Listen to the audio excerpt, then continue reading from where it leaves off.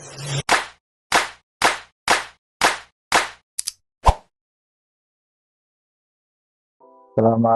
malam semuanya. Assalamualaikum warahmatullahi wabarakatuh. Halo sahabat ASN, selamat datang di podcast kita Angkatan 3 kelompok 2 kelompok kecil 1. Kali ini topik yang akan kita bahas adalah tantangan dan solusi penerapan nilai berakhlak. Karena seringkali nilai berakhlak ini sudah kita hafal, tapi pas praktiknya di lapangan banyak kendala. Nah, di sini kita bakal kupas satu persatu. Biar diskusi kita hidup, kita akan bahas tantangan dari tiap nilai dan apa solusinya. Mudah-mudahan bisa jadi refleksi kita semua dan juga inspirasi bagi pendengar. Yuk, kita mulai saja. Nah, kita mulai aja dari berorientasi pelayanan. Tantangannya kira-kira apa sih? Menurutku, kendala utamanya itu adalah mentalitas lama. Kadang ASN juga masih merasa dirinya itu dilayani, bukan melayani. Lalu ditambah fasilitas juga yang terbatas, misalnya sistem online yang error, akhirnya pelayanan jadi terhambat. Solusinya ya dua arah. Pertama, ASN itu harus ubah mindset-nya dulu. Kedua, instansi juga harus dukung dengan infrastruktur yang memadai. Dan jangan lupa, pelayanan yang ramah juga nggak butuh biaya besar loh. Itu soal sikap. Kita lanjut ke nilai yang kedua, yaitu akuntabel. Tantangannya apa sih? Tantangannya itu atau godaannya konflik kepentingan. Kadang keputusan dipengaruhi oleh kepentingan pribadi atau kelompok. Transparansi juga masih jadi masalah di sini. Banyak masyarakat yang belum bisa akses informasi dengan mudah dan transparan. Solusinya, semua keputusan harus berbasis aturan, plus didigitalisasi data biar bisa diaudit. Dan penting juga budaya integritas. ASN harus punya keberanian bilang tidak pada hal-hal yang melanggar. Nah, selanjutnya nilai kompeten. Menurut kalian tantangannya apa? Jujur aja ya, kadang ASN itu kurang mau belajar hal baru. Apalagi generasi yang udah senior-senior itu kadang banyak sekali yang masih gaptek. Nah, solusinya gimana? Ya harusnya diwajibkan pelatihan berkelanjutan plus mentoring antar generasi ASN. Jadi, yang muda bisa mengajari yang senior. Begitu juga sebaliknya. Dan motivasi diri itu penting.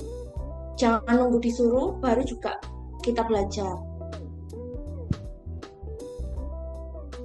Nilai selanjutnya adalah nilai harmonis. Nah, nilai harmonis ini apa sih? Nilai harmonis ini menekankan pentingnya membangun hubungan kerja yang rukun, saling menghargai dan saling menolong tanpa membeda-bedakan latar belakang. Penerapannya ini dapat diwujudkan melalui sikap saling menghormati, menjaga komunikasi yang baik, serta menciptakan suasana kerja yang kondusif.